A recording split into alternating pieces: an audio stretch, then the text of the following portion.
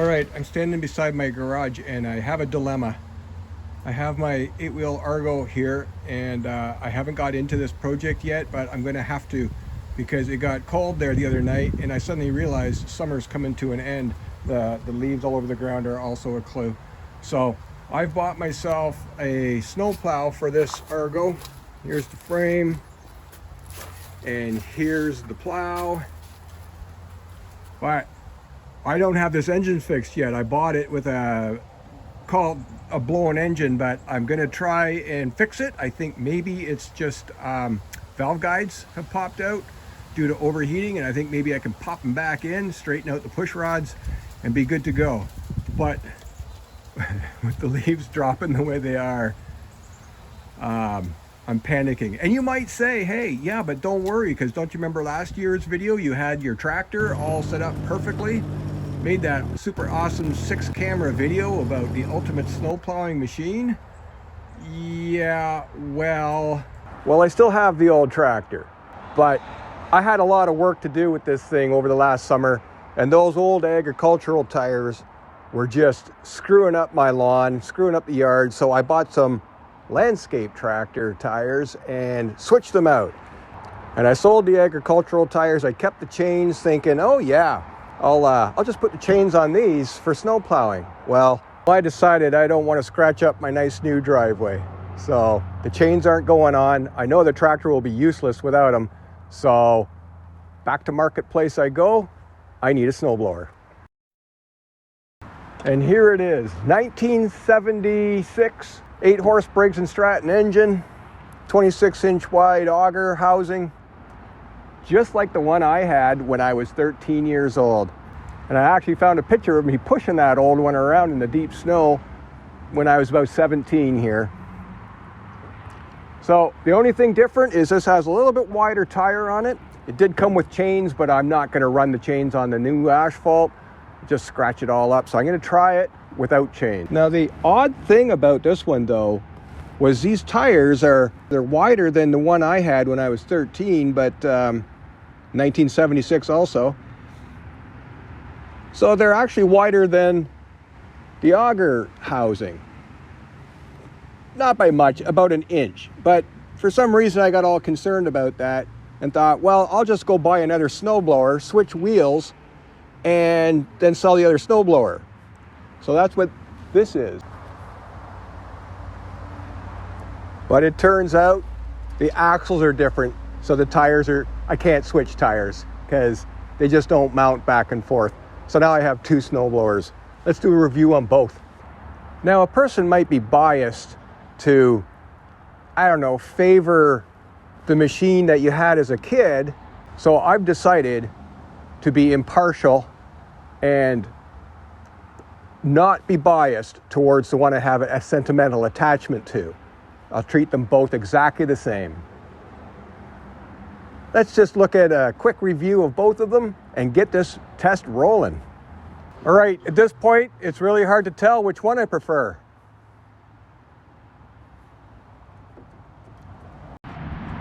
What do we have here?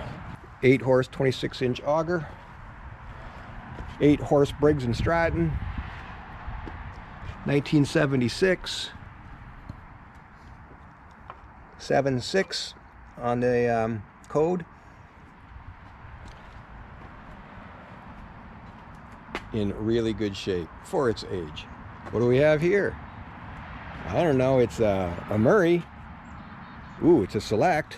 So, you know, when you went to the store, I guess you selected it because of, you know, you're told to. Anyway, okay, this one's a 10-horse, 27-inch, so even though it looks smaller, it's bigger, apparently. Bigger motor and an inch wider in the auger. So let's check them out and do some comparisons. All right, first things first, tires. This came with chains, but I don't want to scratch up my new driveway, so I've taken the chains off. Yeah, there's not a lot of bite to these tires. I kind of doubt that it's going to be all that good on snow, but I'm going to try. Also, something kind of concerning. What is the deal with these tires being wider than the auger? I kind of sense that's going to be a problem. But I did find a couple of pictures of these online, and yeah, they were the same. They had wider tires than the auger, so I went and bought this one so I could exchange tires, move these over to here and move these over to here because it's got a wider auger. Wouldn't work. Different axles. So instead, I took the carb off. There's water actually in the float bowl, and everything was all seized up and rusted in the float bowl. So I pulled it apart and blew it out, and now it runs great. But these tires look way better. No chains on those ones. What else do you want to know? How about the engines? How do these compare? Well, the Murray has a Tecumseh 10 horse, and the Mastercraft has an 8 horse Briggs. Everybody says the Tecumsehs are better for winter and the Briggs are better for summer. I don't know. I had this exact same motor on my my unit when I was 13, and it lasted forever. It lasted far longer than the snowblower. I ended up taking the snowblower apart when I was like 35 or something, and I kept the motor. It's on a shelf in there somewhere out back, but this one doesn't burn any oil. So personally, I think this is just cooler because it has metal gas tank. It has a more traditional style muffler that I just replaced, put a new one on. This one's plastic. Yuck. Which I suppose is better because it's not going to rust, but yuck. And I never really did like this kind of muffler that just gets bolted to the side of the engine. Kind of like that old school kind that screws in. Now here's something really dumb on the Briggs. I always wondered why they have this oil fill spout thing here. I won't pull it off just because oil might come pouring on out. That's how you check your oil, okay? So if it's up, up ready to spill out all over your driveway, you're full. But there's no dipstick. Now this is a dipstick. This is the way to check oil. I mean, why wouldn't Briggs want to do that? I don't know. Pretty substantial gas gap on this, but I know squirrels are they tend to chew on the plastic ones. They're not chewing on this steel piece of art here for sure. Personally, I think a white engine looks better than a black engine, but the black hides the rust better. While we're on the engines, let's take a look at the recoil. I mean, look at this dinky little handle. This may not be stock, maybe it's been replaced, but really, you're wearing a big old woolly mitten on your hand, and you go to pull that, all you got is your thumb, and you don't have a good grip on that. You got a good old woolly mitten on this one, and you just put all your fingers right on through. That's the way to pull a motor over. Way better. Okay, how about controls? On the Murray, we got levers up here that are like cable operated. I don't like it, but there is adjusters in here. So there's a spring, yeah, but inside that spring is a bolt or a nut on this threaded rod that you can adjust this as it wears out, but it's all rusted up, as of course it is. So I can't even turn that nut. Same over here for the auger, just a rinky-dink. Almost like, is there metal in this, or is this just a plastic rope? I don't know, don't like it. Look at this old Mastercraft. Steel rods with a spring tensioner at the bottom, all right? Same on the drive side, big old steel rod that runs down to the control lever down there. With a spring, of course, so it doesn't shock you quite so bad. Nice thing about the Mastercraft, it has these little subtle hooks on the end, so you're pulling your snowblower back, you got something to kind of grab onto. Not so much on the Murray. Your hand's going to slide right off. It's probably going to run over you and break your leg or arm, or both. How about the throttle? All right, it's in a great place. They actually put it up here where you can get it easily, and they run a cable down to the carburetor on the Mastercraft. with the Briggs. On the Murray, you just reach right down to the carburetor and grab a handful of throttle there. But it's like, okay, so you're way up here running the thing. Oh, I got to run my hand way down here. Not as good. How about the gear selection? So we have 5 forward speeds on the Mastercraft, and you have a big old ball shifter to grab onto. Now this is opposite. So we have on the left side, we have the wheel drive with the auger on the right side. On the Murray, we have drive with the auger on the left side, opposite. So if I'm going to use both on the same day, I'm probably going to crash one of them because I'll forget. Now, this is kind of nice. You let go of the drive and grab a gear. I mean, that's a pretty serious piece of equipment there. That looks like something out of a 66 Charger or something. It's a 6-speed too. No idea why you need that many speeds. I'm pretty sure 3 of them would be good, but oh, and 2 in reverse. That's way better. What do I got here? I also have 2 in reverse. So, oh, this one has a neutral. This one just tells you it's in between. And there's no notch for it. This one has a notch for neutral. So, both shifters work pretty good. One thing about the engines, this one has a big old choke right on the side of the carburetor. You cannot miss that. I mean, it even has a little arrow on it to tell you that's choke on. What do we have over here on the Tecumseh? Oh, we have quite the elaborate system going on here. You reach in there and, you know, somehow you got your big thick Eskimo mitten down in here working things. So obviously when it's clockwise over, choke is on. What's going on here? Like, oh, this one is supposed to have a plastic key that goes in there. You pull the key out and it shuts it off. Might even still have one of those. In the meantime, there's something different now. I think it's got a kill switch down there, so not a problem. But what is this symbol? All right, so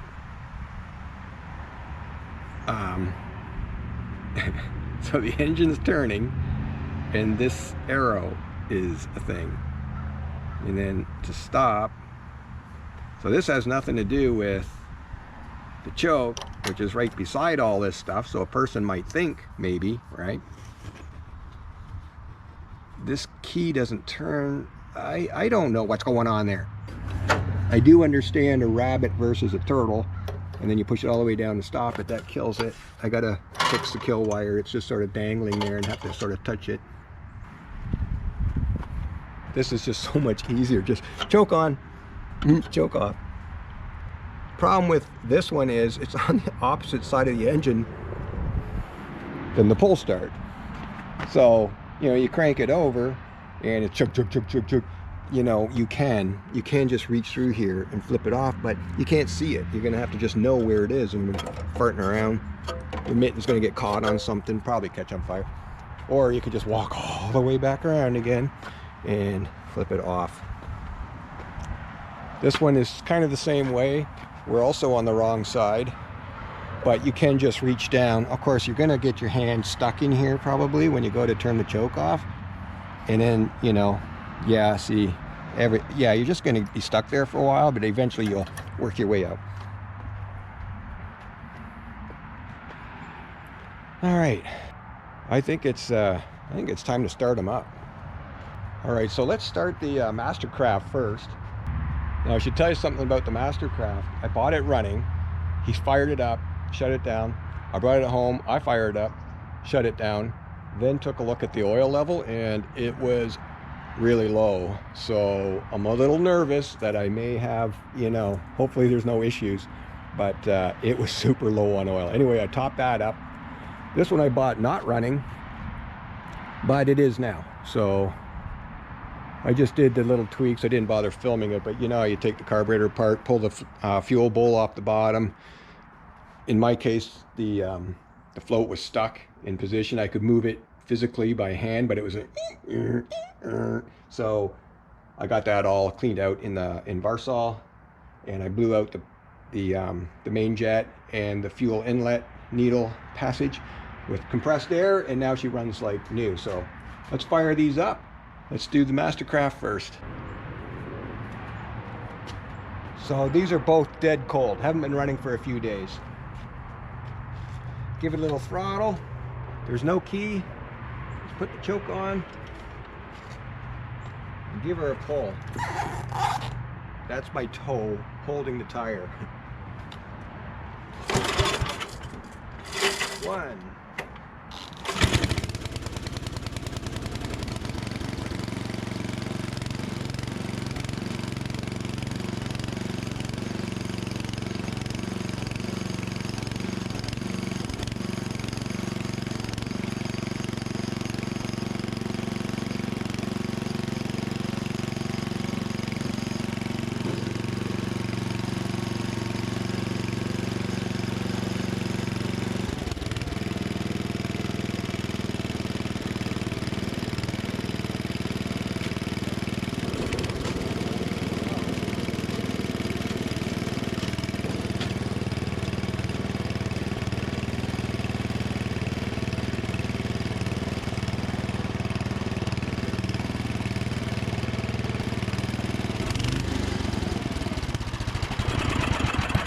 Okay, shut her down. Okay, next up is going to be the Murray. 1.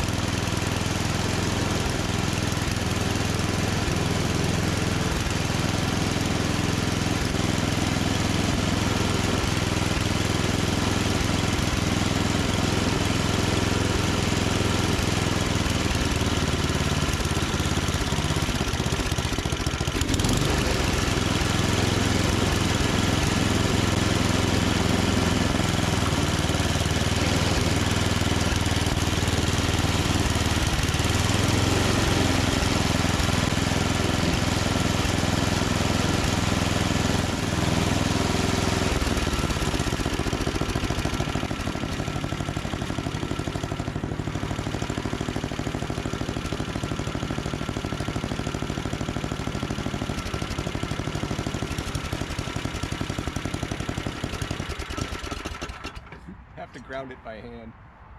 Okay, so the Murray doesn't have any indication of what handle does what. There's no little diagram that tells you what turns the wheels and what turns the auger. So I just assumed this was the wheels because that's where the shifter is. So you would think, you know, let go of the wheels, keep the auger going, adjust your speed, back to the wheels. But no, they got to put the wheels on this side. So now you gotta let go with this side. You got to reach across.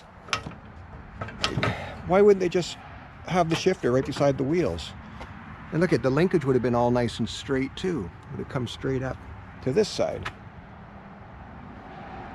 Fail. This one actually says wheels, right beside the shifter. This is auger. So you know what's what. But at least now I know they're both the same. Auger on the right, wheels on the left.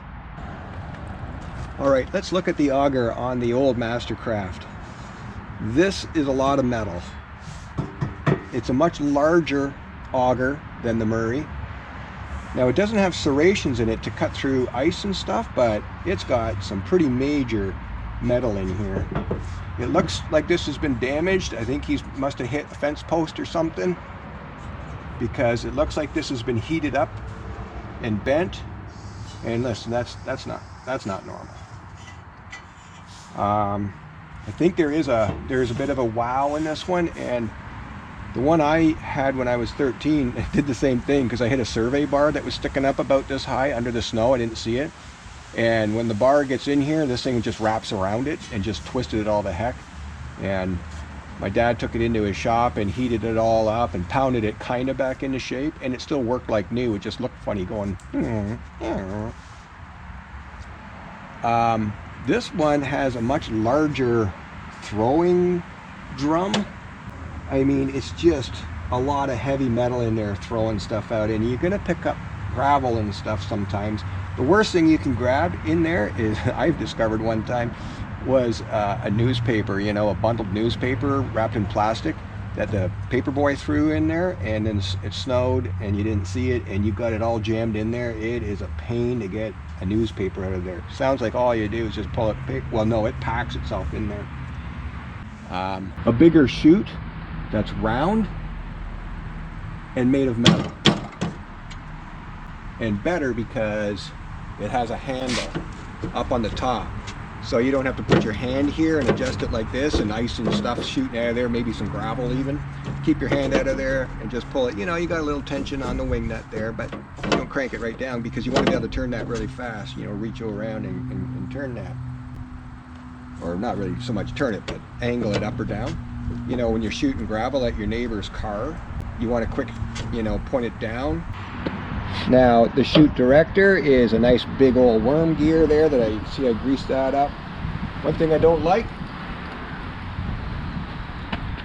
reaching down here and your arm goes under the handlebar to crank it. And it's pretty slow crank too. I mean, you can, but it's pretty slow. Okay, let's take a look at the Murray. It's got a much smaller auger, like 2/3 the size, but it does have a serrated blade on it, but there's no reinforcing metal or anything. This is, I mean, if you hit a survey bar with one of these, it's just gonna, I don't even know, it's gonna be a mess in here. Luckily this one doesn't look like it's ever hit anything. It's got a much smaller chute back in there, and again, lighter gauge metal. It's pretty rusty in there. Maybe I should, I don't know, maybe I should shoot a little bit of rust proofing in there or something. Looks like it, oh my, what the, up on this top of the chute here, it's like new. But little tiny gear case in this one. Now, of course, I don't know, in the name of modernizing or maybe saving money, I don't know, they came out with a plastic chute, which is maybe good. Snow, I don't think, sticks to the plastic so bad, but there's no handle on the back, so you're going to be, it's just, you know, what if you just sort of a little bit there? No, what if you loosened it? Oh yeah, you can do that, but okay, so don't like it. Look at the size of the outlet on the Mastercraft. It's gigantic. Oh yeah, and don't put your hand in there ever. Yep, it's this little square hole down in there that shoots up into a, I don't know, a different size chute. Okay, so the crank for adjusting the chute is on plastic teeth. Metal gear, plastic teeth. How long are those going to last? Well, apparently a long time, because I think this is a old snowblower. So they decided that, they discovered that the engine is too wide to run straight down to this concoction. So instead they put a U-joint in it. I got to put some oil on that. I think I did. So there's another complication. But one thing I do like is when you crank it, it cranks fast. Holy shit. This lane cable, you're gonna catch your thumb on it. You're gonna grab it. It's what were they thinking here? It looks like you can adjust this out, but then you're going to be cranking this when you're alongside of a car or something, and bang it into the side of the car. That's why I need to design every single thing. Oh, look what I just found. Look at the little baby shoes on here, eh? Just you know, 3 inches long, just tiny little things. Let's go look at the Mastercraft. There's some serious shoes right there. There's the 3 inches. This is way, and look at how much metal is on these. Holy, that's massive. So better.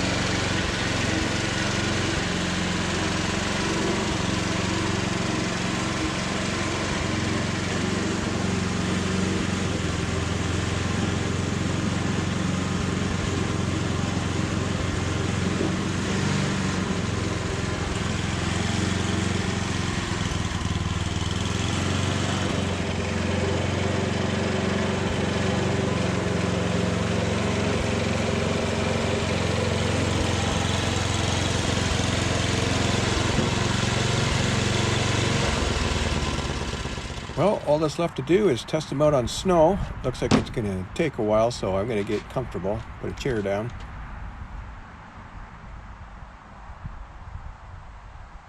Still taking too long. There, that's better. Took me a while to find a completely unbiased snow brush, but I came up with one.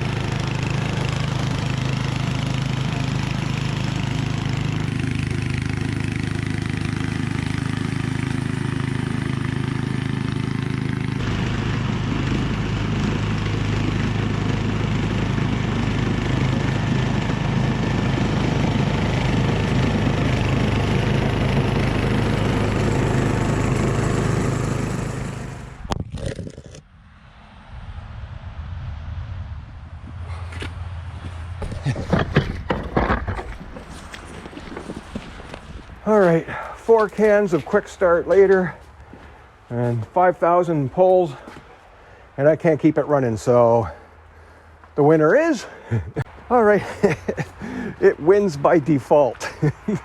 I had no idea this one would win the competition, but hey, it did. Look at that, I've already plugged it up with wet snow. Ow.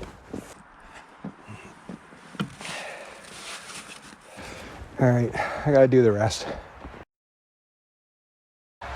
Yeah, this thing is just pouring gas all over the driveway here. Look at the color of that.